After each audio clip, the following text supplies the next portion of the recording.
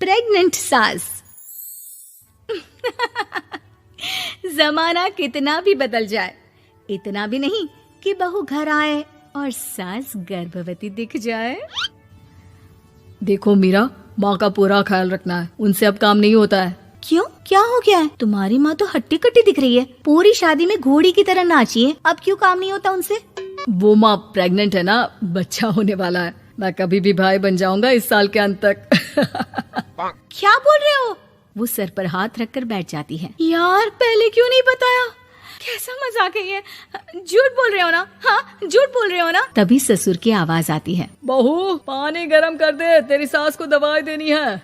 समय पर दवाई ना दी तो परेशानी हो जाएगी। और हाँ, जरा काजू पीस कर दूध में मिलाकर ले आना। तेरी सास खुद से तो अपनी संभाल करेगी नहीं। हे भगवान, ये मैं क्या सुन रही हूँ? ये ससुर जी को क्या हो गया है? मैं क्या सोच कर आई थी?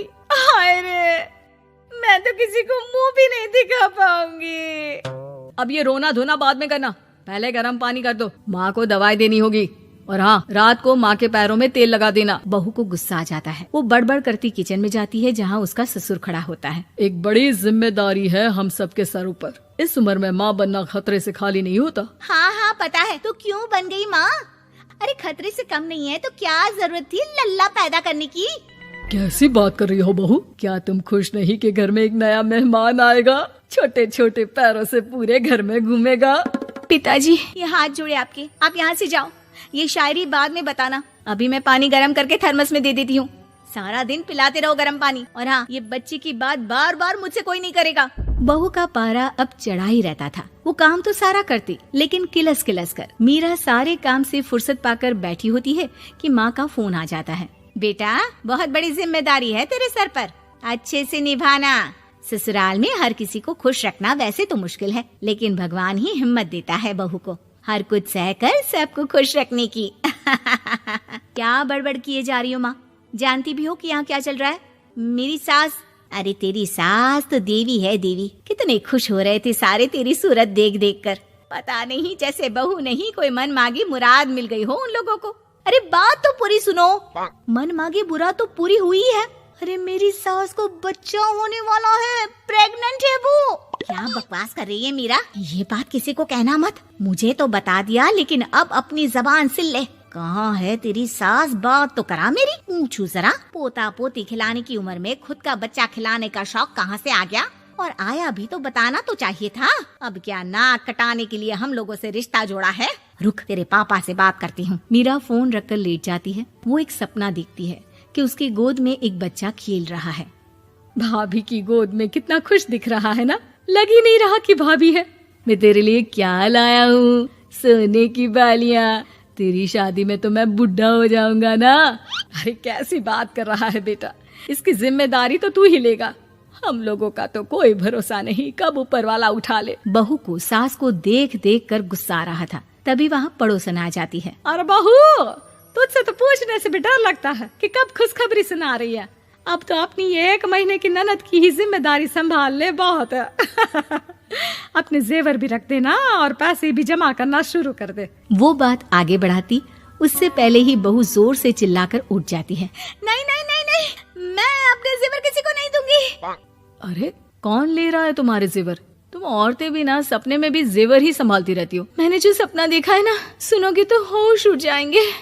अच्छा, तुम अपना सपना बाद में बताना, पहले मेरा सुनो। कल मैंने इतना अच्छा सपना देखा कि अगर वो पूरा हो जाता है ना तो मैं तुम्हारे लिए रानी हार बनवा दूंगा। बहू अब सारे गम भूलकर पति का सपना सुनने में लग जाती है। अरे क्या सपना था, बताइए ना। बोलिए भी तो, क्या सपना है? मैं पूरा कर दूंगी अगर बात रानी हार की है तो। बोलिए बोलिए। मैंने रात को सपना देखा कि माँ को बेटी हुई है और मुझे बहन।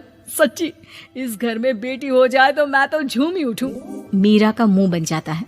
वो चुप हो जाती है और सपने की बात याद करती है कि बेटी हुई तो उसे ही अपने गहने उसे देने होंगे। फिर तो रानी हार की जरूरत पड़ेगी ही। भाई लड़की बड़ी होगी, उसकी शादी होगी तो जेवर तो चढ़ाने ही होंगे ना, कहाँ से आएंगे वो? कितने समझदार हो तुम मीरा। मैंने भी यही सोचकर तुम्हारे लिए रानी हार लेने का सोचा था। अरे फूटी किस्मत मेरी जो ऐसा परिवार मिला।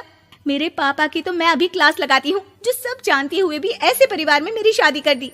बहू पिता को फोन लगाने ही वाली होती है कि ससुर की फिर से आवाज आती है। बहू, गरम पानी ले आ जल्दी, थर्मस में खत्म हो गया है। बाद में खबर लेती हूँ मैं पापा की, पहले सास को गर्म पानी दिया हूँ। बहू अभी किचन में काम कर ही रही थी कि मीरा के मम्मी पापा आ जाते हैं। वो हाथ में ढेर सारे फल लेकर आते हैं। मीरा के पिता मीरा के ससुर से कहते हैं, लीजिए भाई साहब, ये फल रखिए, बहन जी को खिला दीजिएगा। वैसे कैसी है उनकी तबीयत? बस पता तो है आपको, ऐसे वक्त में जो होता है बस वही सब। मुझे तो सुनकर बहुत गुस्सा आया था, लेकिन चलिए, भाग्य में जो है लिखा उसे कौन टाल सकता है। डॉक्टर को दिखाए? हाँ, बस डॉक्टर आने ही वाला है। अच्छा हुआ आप लोग भी आ गए। उतने में एक सुंदर सी लेडी डॉक्टर आती है। पेशेंट कौन है आप? अरे नहीं जी, मैं तो बहू हूँ इस घर की। मैं तो अभी सोच भी नहीं सकती पोता या पोती के बारे में। अभी तो मेरी सास ही। अरे चुप हो जाना, देख तो ले, डॉक्टर है ये, किसी के भी सामने गुस्सा फोड़ देती है। डॉक्टर कमरे में जाती है और थोड़ी देर बाद बाहर आ जाती है। पीछे से सास भी निकल आती है। हे भगवान, इतना दुख तो किसी को भी ना दे जितना मुझे दिया है। देखिए बहन जी, आप लोगों को तो ये सोचना भी नहीं चाहिए था। वही तो मैं भी कह रही थी कि आप लोगों के लिए तो सोचना भी गुनाह है, लेकिन अब पछताए होत क्या जब चिड़िया चुग गई खेत। डॉक्टर वहाँ से चली जाती है। मैं माँ नहीं बन सकती, मैं प्रेग्नेंट भी नहीं हूँ। ये कैसे? तुम तो बोल रही थी कि अरे वो गैस का दर्द था और पेट भी गैस से फूल रहा था। डॉक्टर ने चूर्ण दे दिया है, गर्म पानी से फांकना है। मैं अभी लाती हूँ गर्म पानी। अरे मैं तो गीजर ही लगा देती हूँ। हाय रे, खुशी के मारे पागल ना हो जाओ। शर्मा जी की बेटी सरल, सुशील और शांत, ये क्वालिटी थी सरस्वती की, जो कि शर्मा जी की बहू थी। क्या है बहू, जब देखो तब किचन में खटर पटर करती रहती हो, लेकिन खाने को कुछ देती ही नहीं। कैसी बात कर रही हो पीयूष की अम्मा? सुबह से 4 कप चाय, 2 बार नाश्ता और इतनी सारी बहू के हाथ की नमकीन तो खा चुकी हो, फिर भी ऐसा बोल रही हो? अरे कुछ तो डरो ऊपर वाले से। तभी वहाँ पीयूष आ जाता है। क्या है सरस्वती, इतनी देर लगती है क्या टिफिन बनाने में? एक काम है घर का तुम्हारे पास, वो भी नहीं कर पाती हो वक्त पर। आपका टिफिन टेबल पर रखा है और नाश्ता भी, बाकी का सामान बेड पर रखा है और अब मैं मंदिर जा रही हूँ। सरस्वती मंदिर चली जाती है। उसके जाने के बाद घर में, यार माँ, कैसी गवाह लड़के से शादी करा दिया है। मंदिर, पूजा, किचन और सास ससुर के सिवा इसे कुछ दिखता ही नहीं है कि कैसे खुद को स्मार्ट बनाकर रहना होता है, कैसे लोगों से जुड़ना है, बातें करनी है, ऐश करना है। अरे पैसा बचाओ, पैसा बचाओ, और कुछ आता ही नहीं इस लड़की को। जो क्वालिटी तू गलत तरीके से बता रहा है ना, दरअसल एक अच्छी गृहिणी की वही सारी अच्छाई होती है बेटा। घर को चलाना, समाज में इज्जत दिलाना और घर वालों का ख्याल रखना, और चाहिए ही क्यों? अरे क्यों नहीं चाहिए कुछ और? लड़की ऐसी होती है कि घर आए तो पूरा घर बदल कर रख दे, सभी को खुश रखे। लेकिन बहू के अंदर तो ये सारी क्वालिटी है ही नहीं। अरे खुश तो उन्हें रखा जाता है जो खुश रहना जानते हैं। तुम लोगों को तो कोई खुश नहीं कर सकता। पिताजी, अब आप ही लोग सोचिए, क्योंकि मैं किसी और से शादी करना चाहता हूँ। आप लोगों को बहू के साथ रहना है या मेरे साथ? क्योंकि मैं अब इसके साथ नहीं रह सकता। मैं बहू को नहीं छोड़ सकता। उसके मरते पिता को मैंने वादा किया था कि मैं उसे बेटी बनाकर रखूंगा।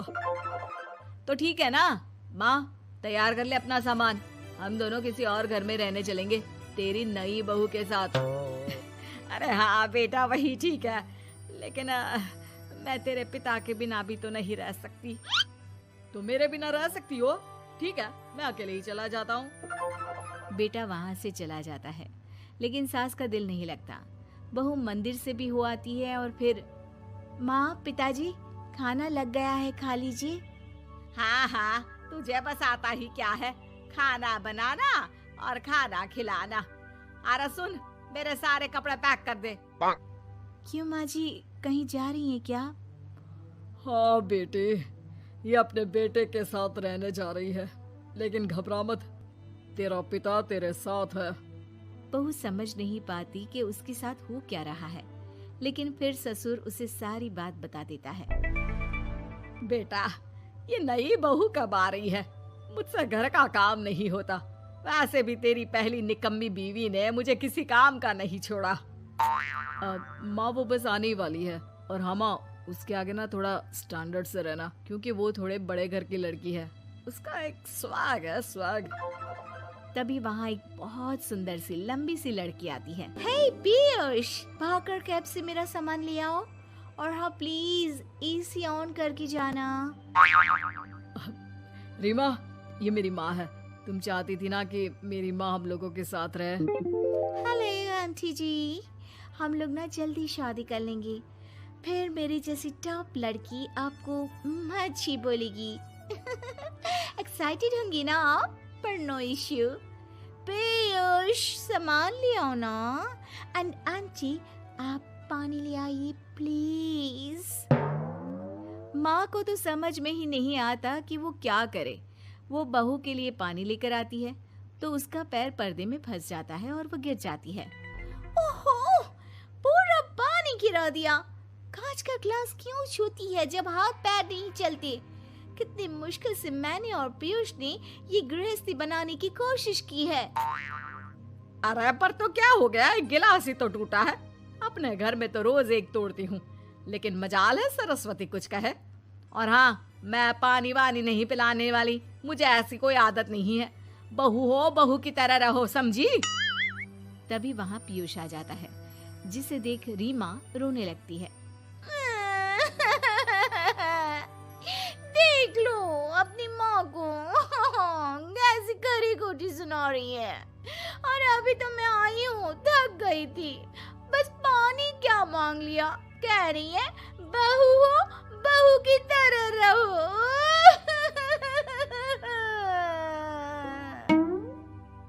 अरे यार माँ, समझा कर लाया था ना कि कैसे रहना है।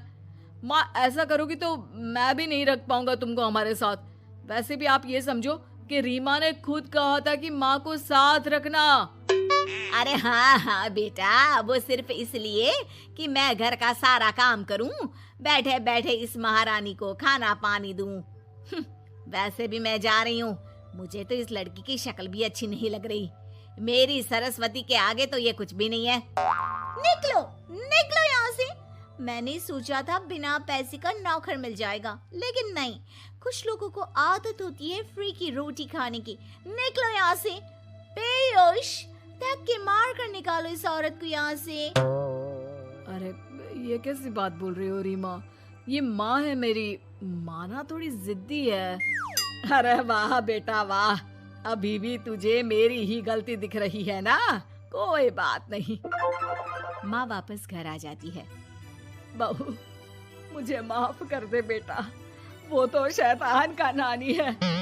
माँ, मैं उनके बारे में कोई बात नहीं करना चाहती। ये मेरा मायका है। अब आप लोग मेरे माता पिता।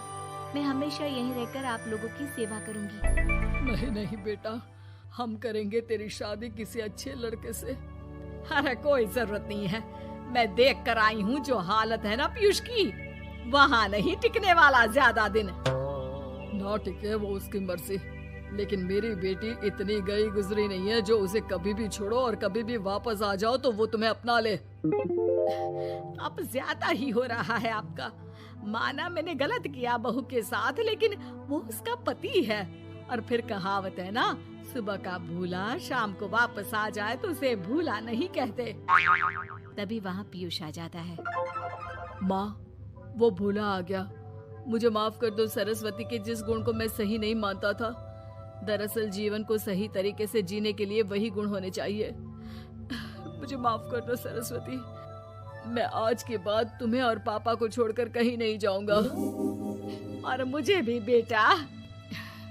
बेटा जहन्नुम में भी जाए तो उसके साथ रहने को तैयार हो जाए, वही तो माँ होती है। मुझे माफ कर दो माँ।